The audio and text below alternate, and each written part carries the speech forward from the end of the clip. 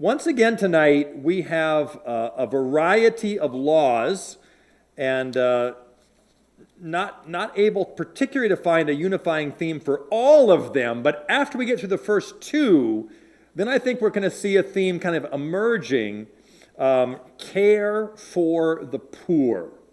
Most of tonight's laws are going to deal with care for the poor once we get to verse 6 of this chapter. Just to remind you what Closeman reminds us, and that is the nature of Old Testament law. It's not just law because of law. It's not just law because this is what we should do. But this is God's law to his chosen people, those that he delivers out of captivity. It is, I think I gave you this on your paper, it is law in the context of gospel. We sometimes want to drive a wedge between those two. This is the law and this is the gospel. But it is the gospel which gives meaning to our keeping the law. We keep the law because of what God has done for us. It is a covenantal law. And that's again how this text ends tonight. The very last verse of chapter 24, verse 22. You shall remember that you were a slave in the land of Egypt. Therefore, I command you to do this. So because they were slaves, because God had delivered them from slavery, that's why he gives the law. It's not law for the sake of law. It's law in the context of gospel.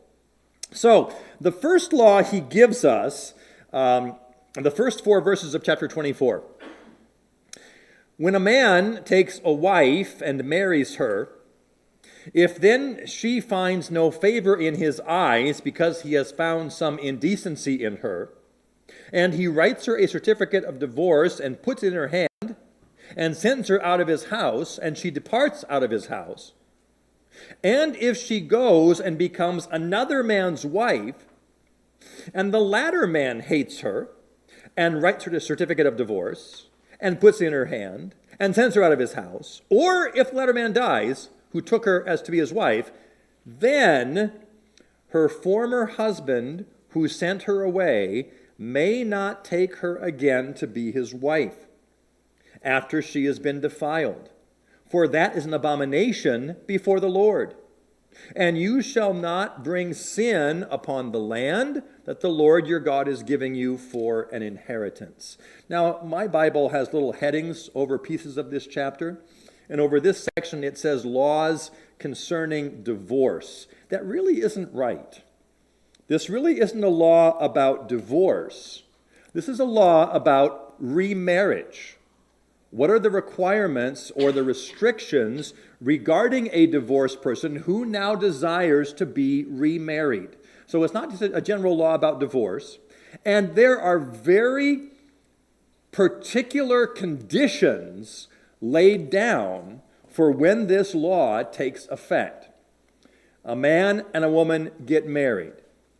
But then, for some reason, our text says, the man finds some indecency in her and writes her a certificate of divorce, and he gives it to her, and she leaves his home. And then she goes and marries somebody else.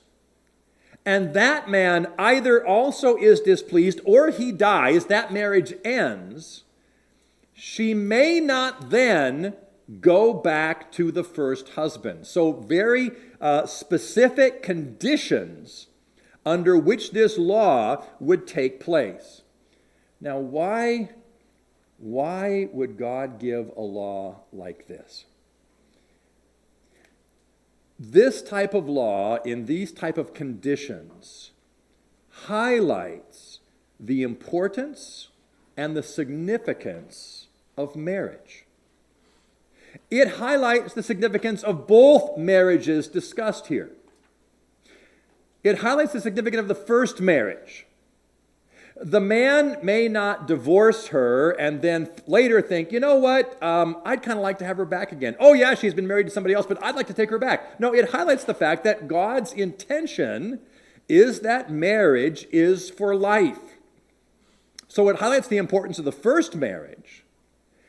And it highlights the importance of the second marriage. That second marriage should not be quickly left. The woman can't say somehow, you know what, I'd like to go back to the first guy again, so I'm going to make myself displeasing to the second guy.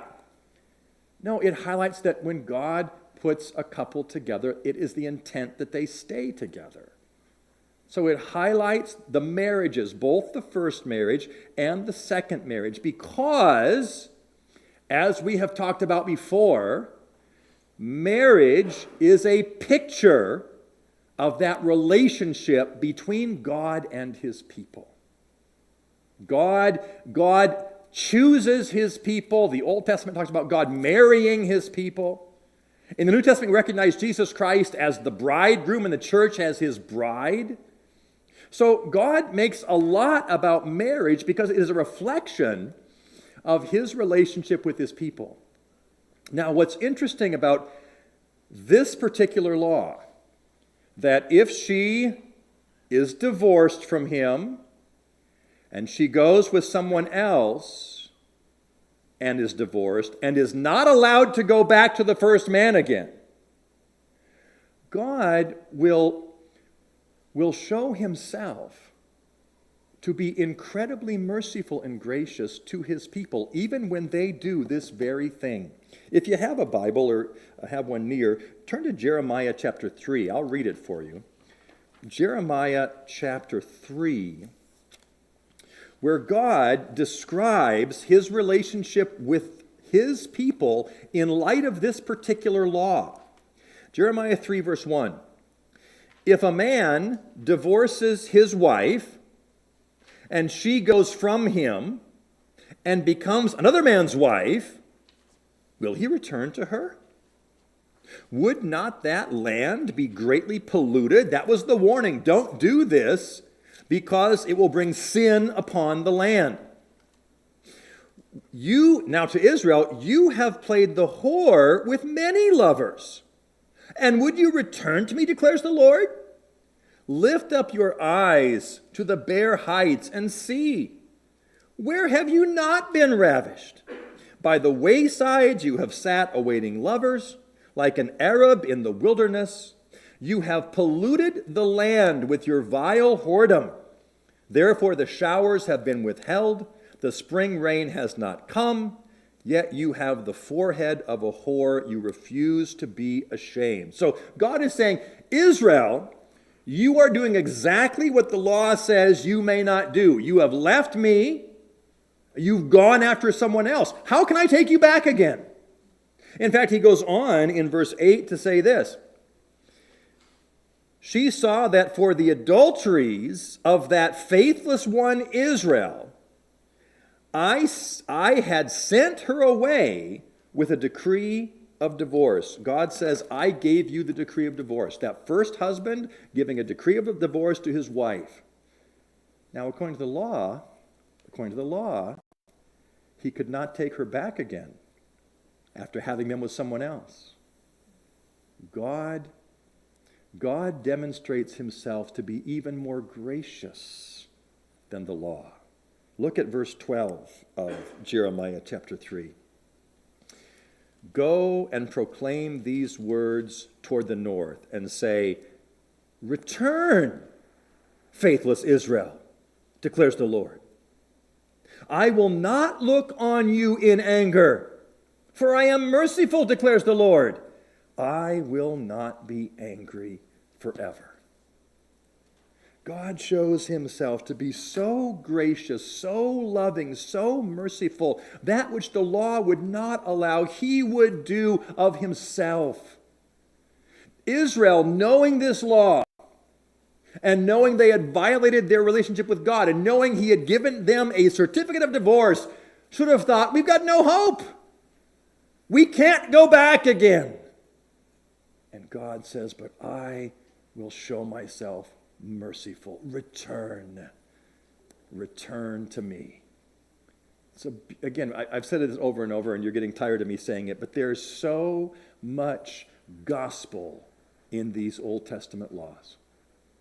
We tend to just read over them, and yeah, it's an interesting thing about a wife and a husband and whether they can remarry or not. It's a beautiful picture of how God goes even beyond the law.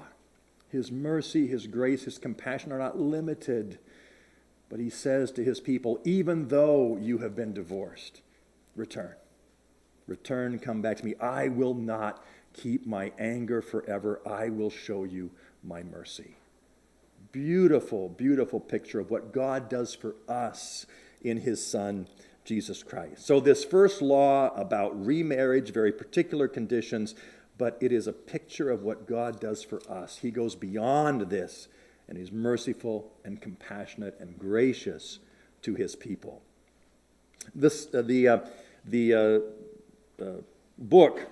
the book, Klosterman talks about how we see advance and expansion in the law of God. And I just want to quote from what he says on page 82 of this book. He's talking about how we in the New Testament have and know more than they knew in the Old Testament.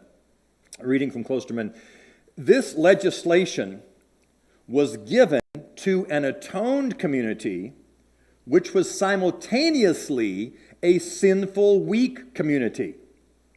Jesus' remark about Israel's hardness of heart is a key that fits more locks. Israel received many divine permissions that show the incompleteness of the Old Testament dispensation.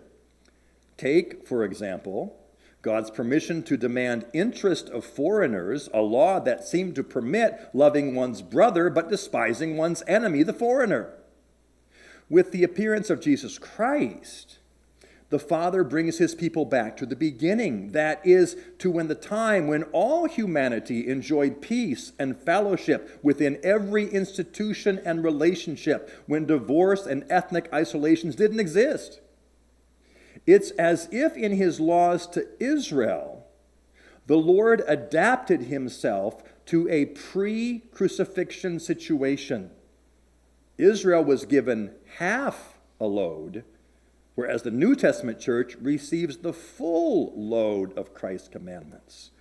The bud of covenant blessing and the duty has reached full flower now for all those who by faith have been engrafted into Christ. What he's saying is there is an ongoing unfolding of God's revelation to His people.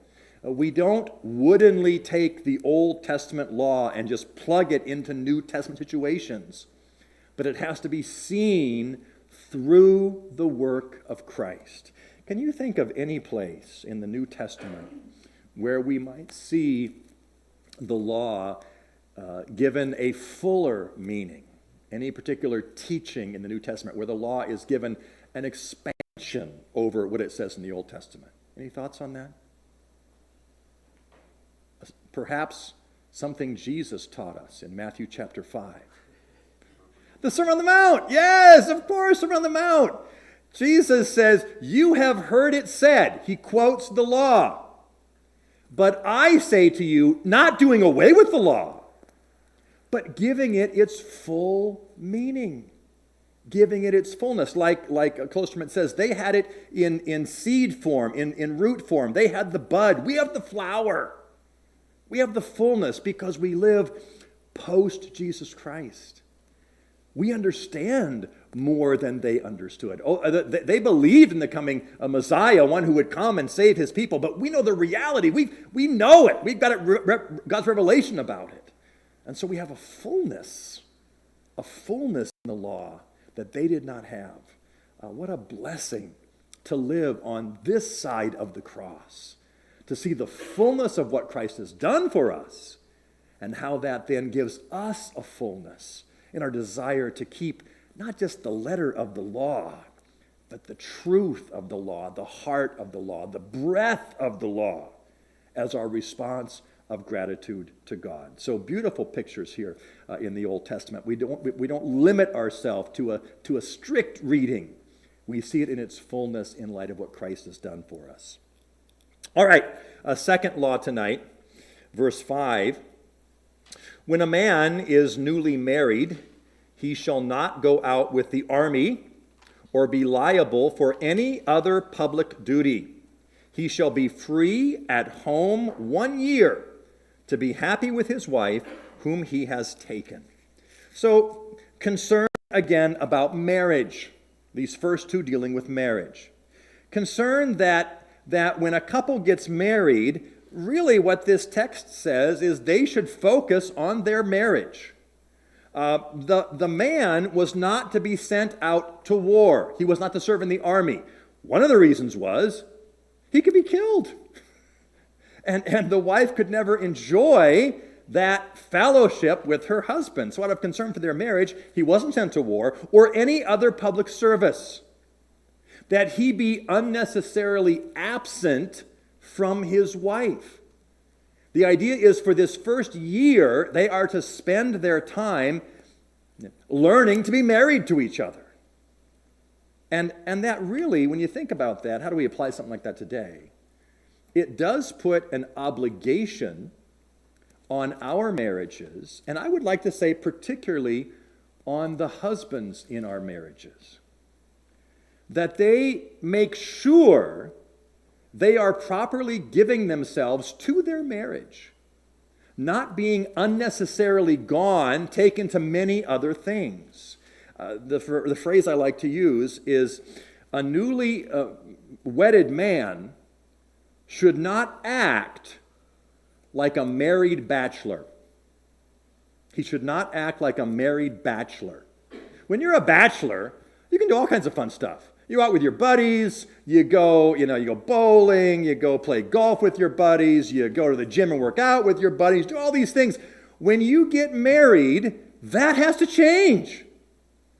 Don't act like a married bachelor, but act like a husband. Giving yourself to being concerned about your wife. And interesting, the way this is translated, he said, he shall be free at home 1 year to be happy with his wife.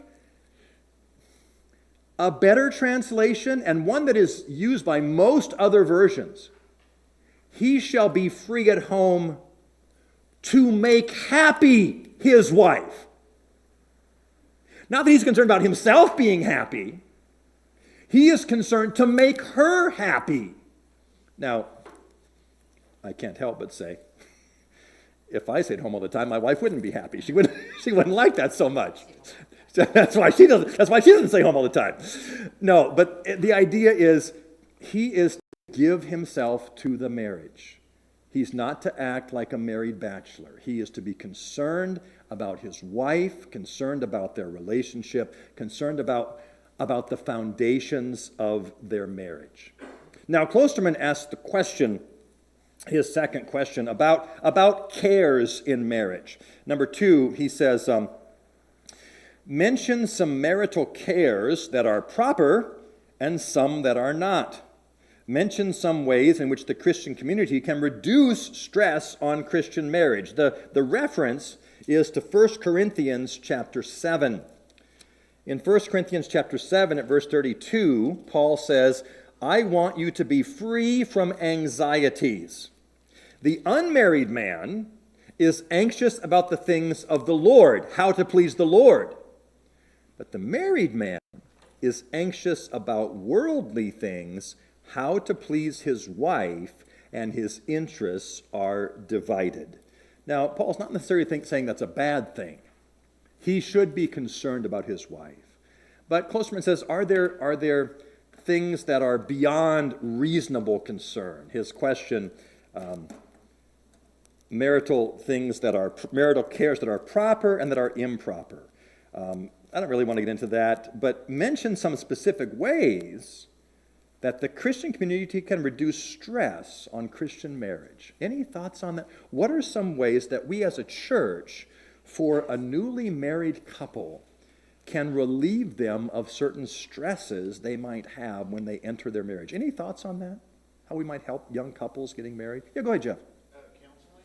Counseling is good. Absolutely. Offering that to them, you bet. Absolutely. That's a good one. Anything else?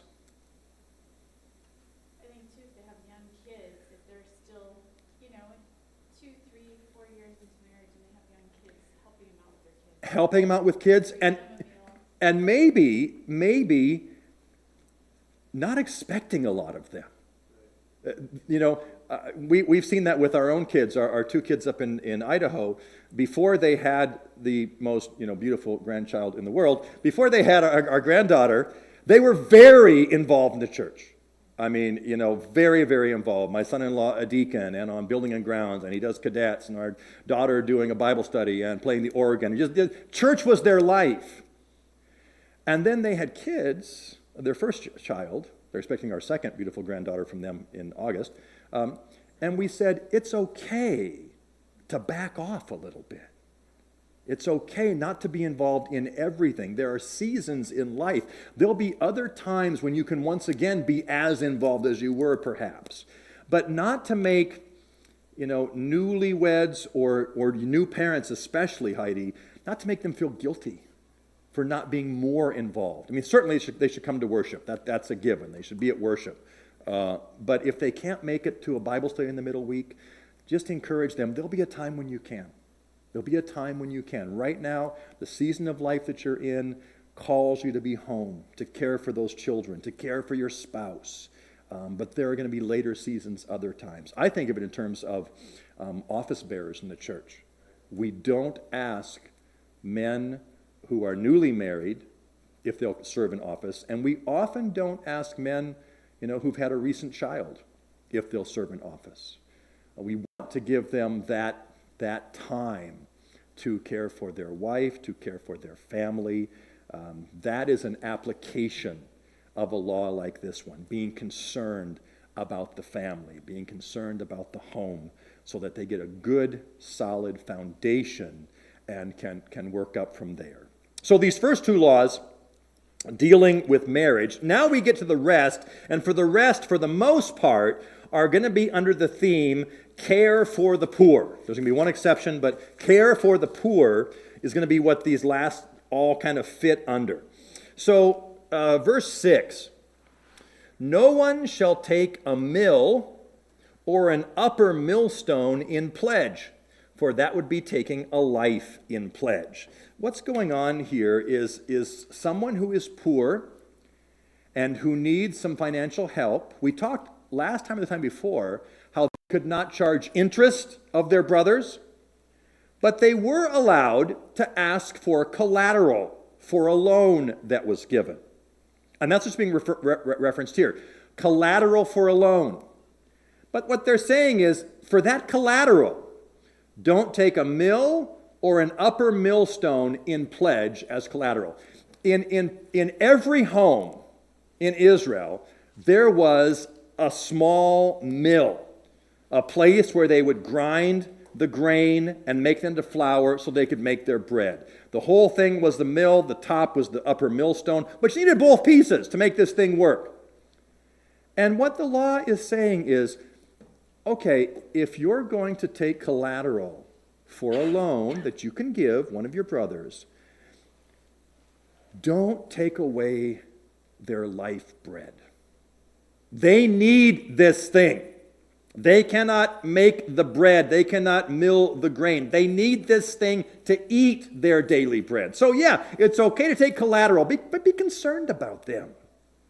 Don't take what is necessary for them to eat food. This would be like, it's kind of hard to take a modern day equivalent because we just go to McDonald's and get something, but this would be like taking away your microwave, okay, or your refrigerator.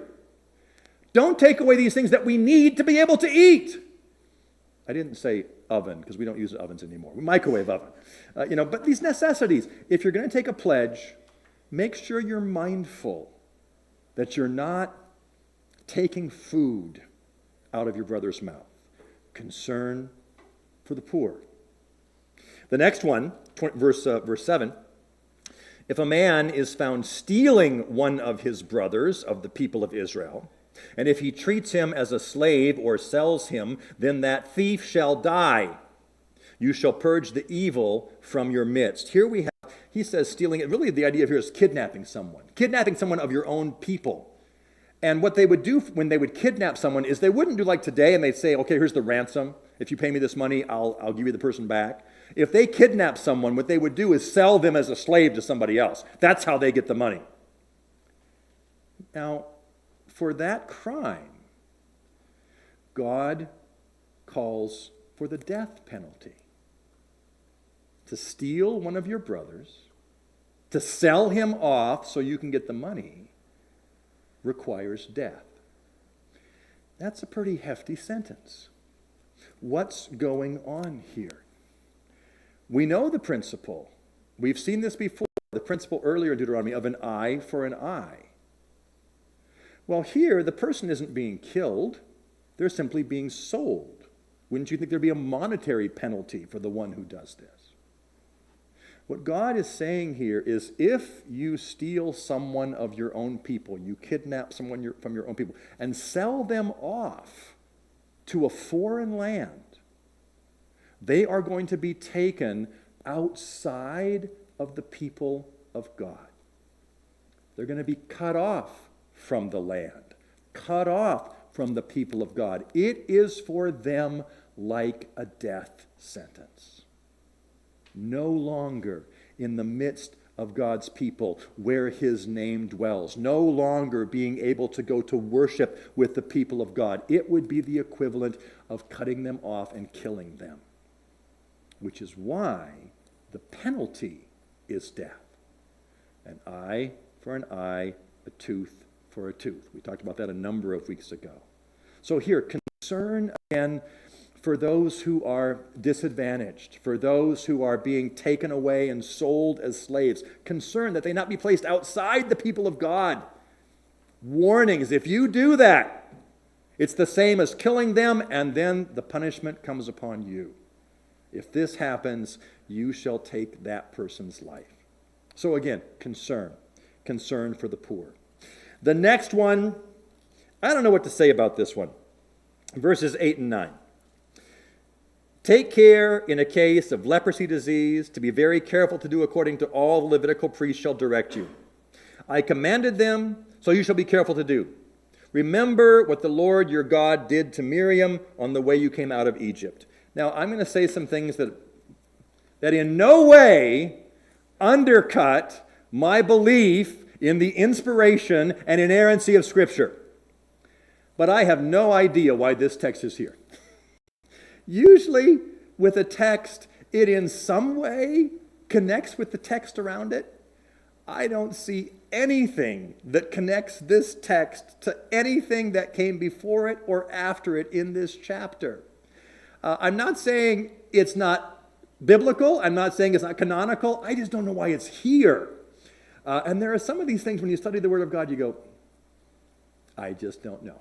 I guess that's the lesson I'm trying to give you tonight. There are some things you go, I just don't know. Why is that there? I don't know. I don't know. It makes reference to a very long section of God's Word. Back in Leviticus 13 and 14, there's all these rules about leprosy. And basically what it says is, remember what I told you? Yeah, do that. Do that.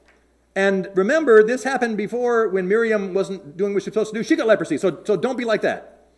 So I don't know what more to say about this one other than I do not know why it is here. It doesn't seem to follow the flow of care for the poor. It makes reference to a very extensive law with a very short sentence. Do what I told you to do. That's all I got for you. That's all I got for you. There's some times where you go, I just don't know. I just don't know. This is one of those times. Going on, more concern for the poor and more on collateral. Verses 10 through 13. When you make your neighbor a loan of any sort, you shall not go into his house to collect his pledge. You shall stand outside, and the man to whom you make the loan shall bring the pledge out to you. And if he's a poor man, you shall not sleep in his pledge. You shall restore to him the pledge as the sun sets, that he may sleep in his clothes and bless you, and it shall be righteousness for you before the Lord your God. So again, once again, the idea is someone who is poor, someone who needs help, someone who needs a loan, and there's another brother who's going to give him collateral. Now, to uphold the dignity of the man asking for the loan, what God is saying is the lender can't go into his house and say, okay, let's see what you got. I'll take that as a pledge for my loan. No. That doesn't uphold the other man's dignity. Let the other man go in.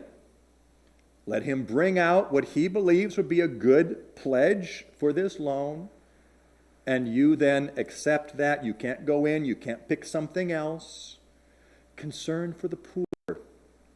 Care for that man's dignity. And then specifically, verse 17, or 12, if he's a poor man, a really poor man, you shall not sleep in his pledge. The idea here is the only thing he's got to give you is the shirt off his back.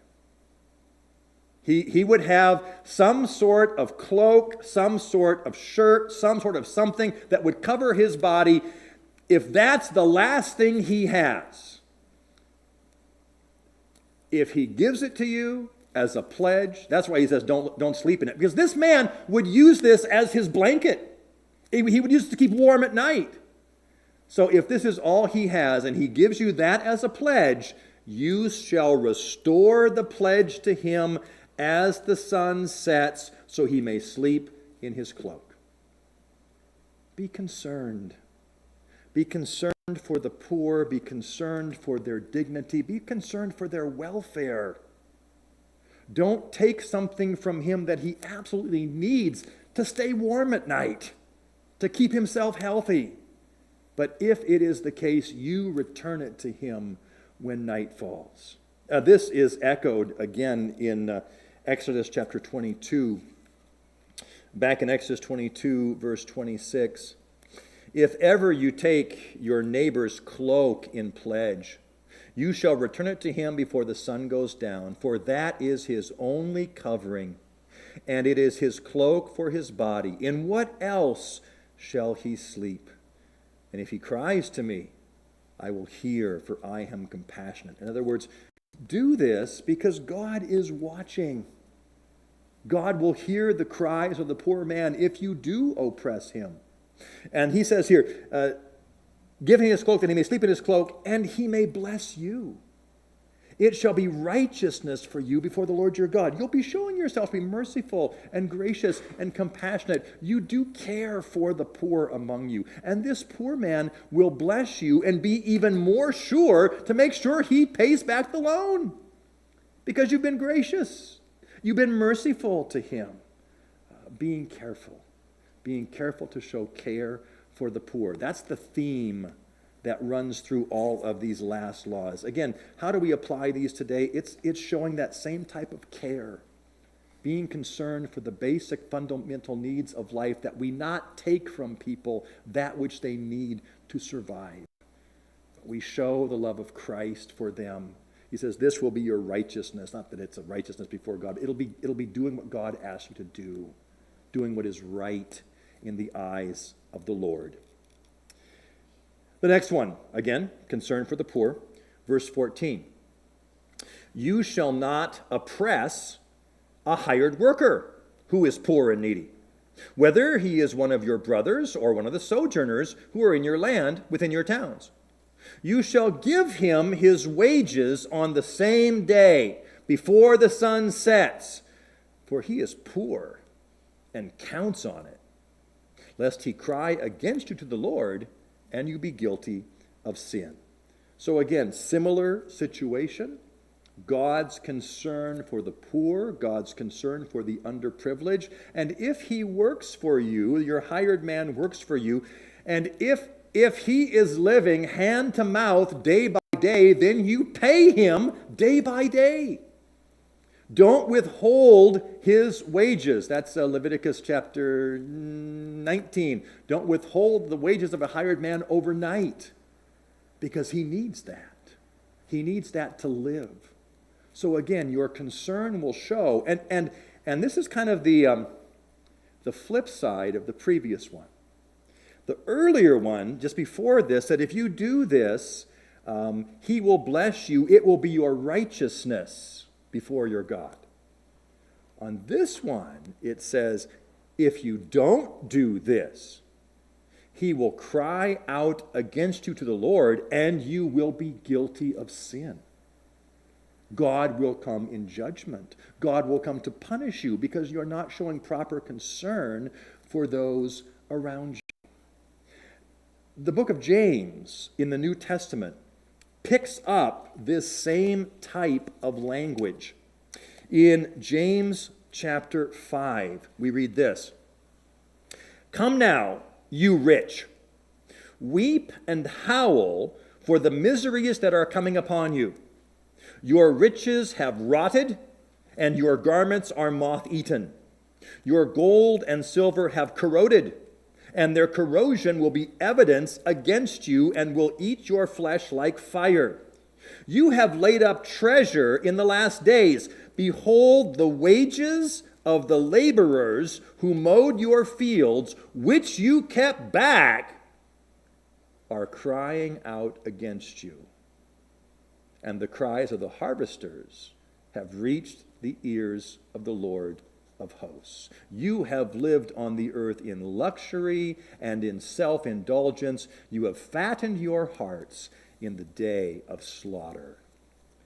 God warns, if you are the one who is able to provide for someone else, then make sure you do so graciously, lovingly, generously. As you're providing for them, don't hold back their wages to make yourself earn more money, or you will lose that as well.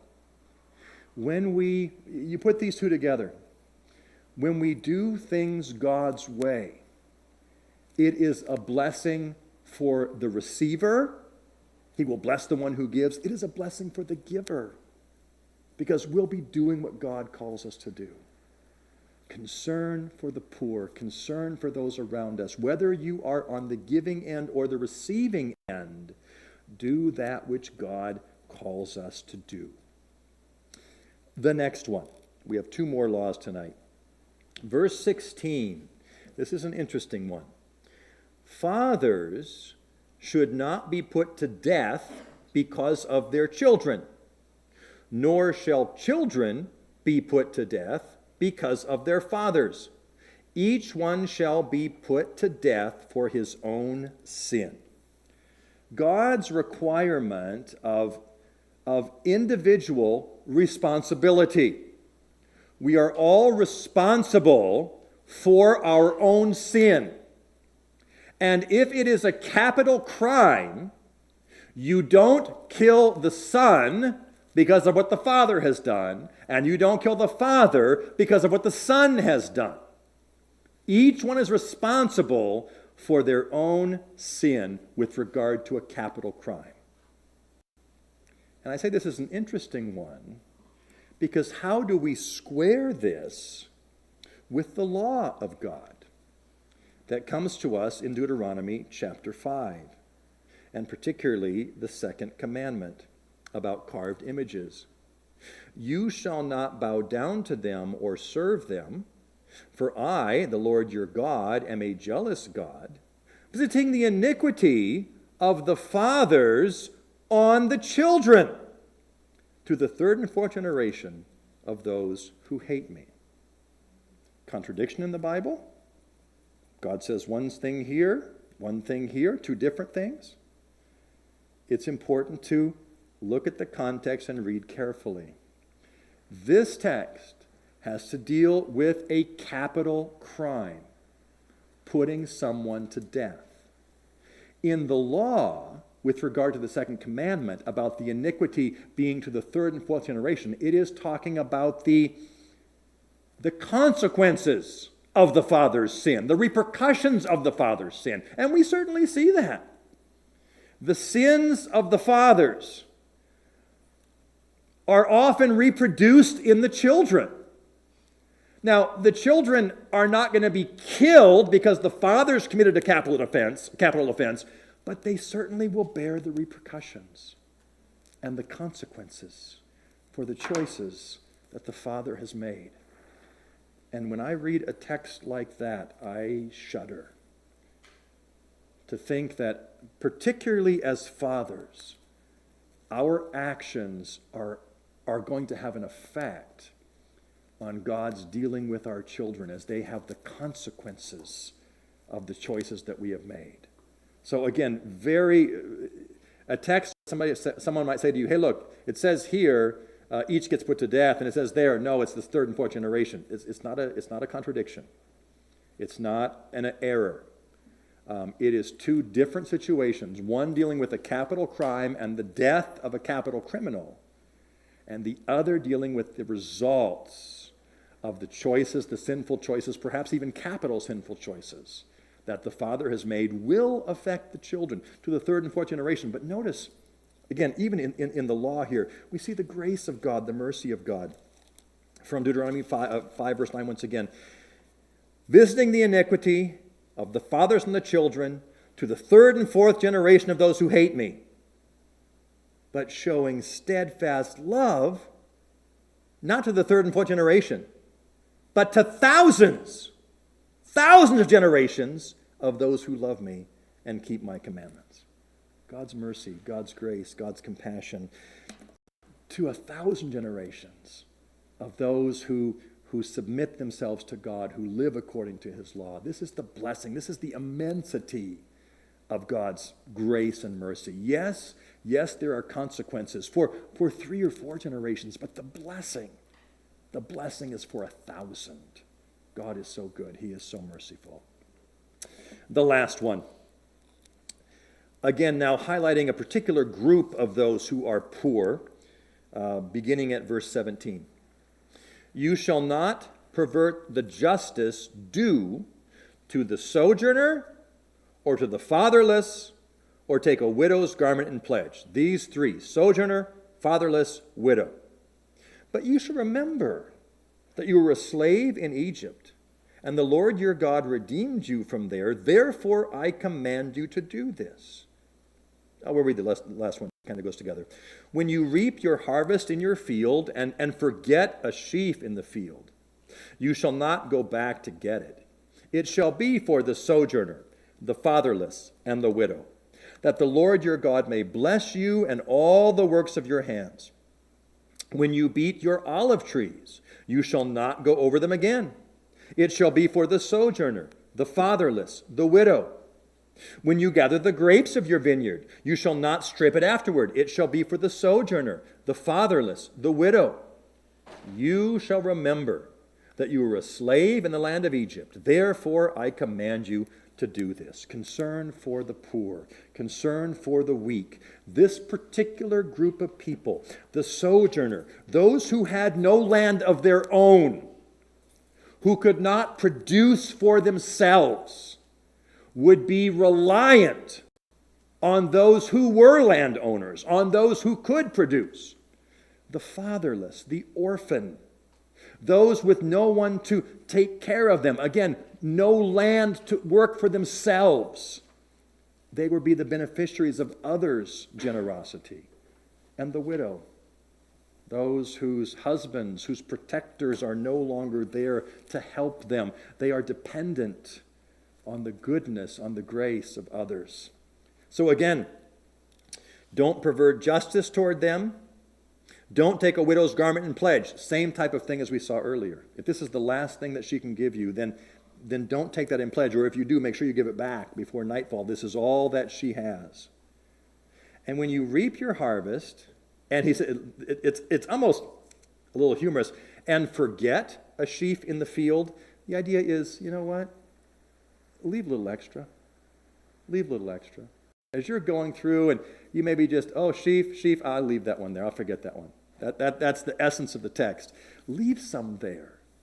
Leave some there for the sojourner, for the fatherless, for the widow.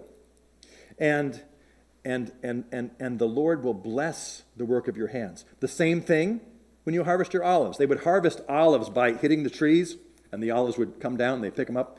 When you beat the olive trees, okay, maybe you don't get them all off, but leave the rest. Leave the rest for the sojourner, the fatherless, the widow. Same thing with your grapes. Don't strip the vines. Leave something, show kindness, show compassion, show concern for this particular group of the poor in your midst, the sojourner, the fatherless, the widow. They harvested this food. They would be leaving some behind. Now, two questions that Klosterman asks us. And I don't know what you think about these. I'm just going to throw these out there. If you want to talk about them, we can. If not, we won't. The third one. Defend or criticize on the basis of Scripture this statement. It is part of the church's task to relieve world poverty. In light of a text like this, how do we evaluate that statement? It's part of the church's task to relieve world poverty. Any thoughts on that? Is it part of the church's task to relieve world poverty? What do you think? Well, it says we're always going to have the poor among us, so there's no way we're going to resolve the whole. Well said, Heidi. We will always have the poor among us. We are never going to eradicate poverty. Doesn't mean we can't be involved. We can certainly be involved in helping the poor. Food for life, great ministry. But yes, the poor you will always have with you. So, when I read a question like this, my fear is, based on some past experiences, that people think it's the church's primary task to feed the poor. When we used to serve in Phoenix, Arizona, we served in a church there that was right next, a church, and the parsonage was right next to the church. And so we got a lot of folks coming by asking for handout. A lot of folks. That's why I'm so cynical. That's why I'm so pessimistic. That church did that to me. So, and I remember one time a woman came and it looked like a scam. I mean, it was very, very obviously a scam. And she said to me, but feeding me, that's your job. You're the church. And I was a little bit ticked off at the time. So I said, no. The job of the church is to preach the gospel. You want to be fed? Come on Sunday, and I will feed you the bread of life. That's the church's mission.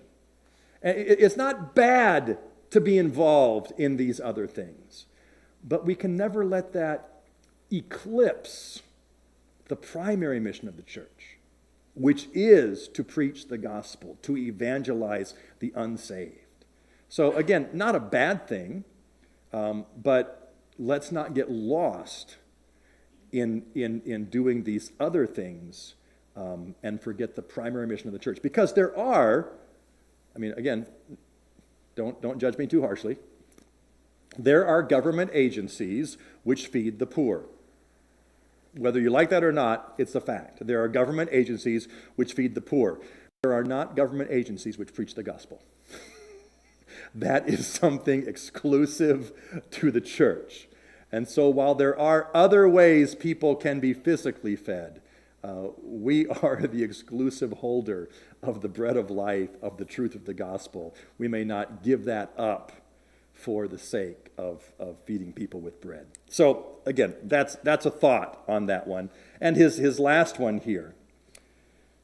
Mention diaconal practices that would be consistent with the Bible, whereby we can respect the dignity of poor co-believers today. How can we employ a law for gleaners in the church today? And then lastly, where does the Bible teach the no work, no eat principle? What do you think about those first couple? How do we respect people? How do we honor their dignity, but still kind of take this law of gleaning and apply it today? Any thoughts on that one?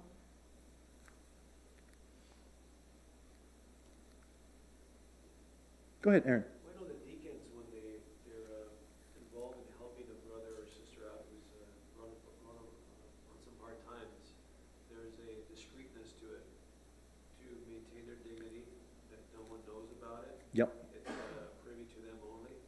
Yes. They're not publicizing it, publishing it. Yep. But they're in the Lord's name, aiding a brother or sister. Yes. When the deacons do their work, they are very discreet. They don't, even when we have our council meetings, the deacons don't give us a list of names they've helped. They'll say, we've helped a number of people, but even the elders don't know. Right.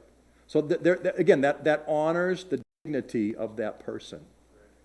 This is what I took away from this. And again, you can disagree with me, that's okay. But notice what the gleaning principle is. The gleaning principle is not, you shall harvest extra and when they come, you give it to them. No. They have to work. You want it? You go out in the field and get it. I was talking with somebody just recently. I forget if it was Mary or who it was. But work gives us dignity. The handout does not. But when you say, hey, yep, you know what? I've got something you can do for me. You do that. I'll make you a peanut butter jelly sandwich and whatever. Work gives us dignity. They went out and they worked so they could eat. And I think, again, I don't want to get political. I don't want to get myself in trouble because I do that too often. But there is some value to this principle that we don't just hand out to you. We don't just give you a handout. The extra wasn't just sitting there and they handed it out to them when they came by. They had to work in order that they could eat. And he asks, where is that principle found? 1 Thessalonians 4, I'm pretty sure, is where we read that. Let me see if I can put my hands on that. 1 Thessalonians 4, second, and it's 3, last chapter, 2 Thessalonians 3. For even when we were with you, we gave you this command. If anyone is not willing to work, let him not eat. For we hear that some among you walk in idleness, not busy at work, but busybodies. So if you are not willing to work, you shouldn't eat either. There has to be an investment on your part. That's the gleaning principle. And I think we could hold on to that principle a bit more today. That if you want to eat, then let's do something. Do something, go out and work, and we will then take care of you, provide for you. I'm going to finish up with, again, this last verse, because it shows up a couple times through the text. You shall remember that you were a slave in the land of Egypt. Therefore, I command you to do this. It's not law for the sake of law. It's law because God's people were in captivity. He released them from captivity, and in response to what he did, we now want to live in a way that brings glory to him and that cares for those around us. The first and second commandment, love God above all, love your neighbor as yourself. We keep the law because we were in captivity and God released us. We don't keep the law so he will release us. We keep the law because he has released us. And that's reminded throughout this text. God has taken you out of captivity. Therefore, live in light of the covenant law. That is all I have for you tonight. Again, a number of seemingly random laws, but beautiful pictures of how God cares for his people, how we are to be concerned about the people of God, all in light of what he has done for us. Let's close with prayer. Lord our God, we are so amazed at what you have done for us. We recognize our captivity was not to a people, not to a nation. We were captives to sin itself. And you, through your Son Jesus Christ, have released us from that captivity. And now we say, oh God, how can we thank you? How can we show our love to you? And you so beautifully say, simply live in the light of my law. Lord God, as we look at these Old Testament laws, may we see past the narrow understanding and understand law in light of grace. Understand law in light of gospel, in light of what Jesus Christ has done for us. Encourage us, O God, strengthen us, bless us as we seek to honor you above all and seek to love our neighbor, even as we love ourselves. Thank you for giving us this time this evening. Keep us safe on the way home, we pray. In Jesus' name.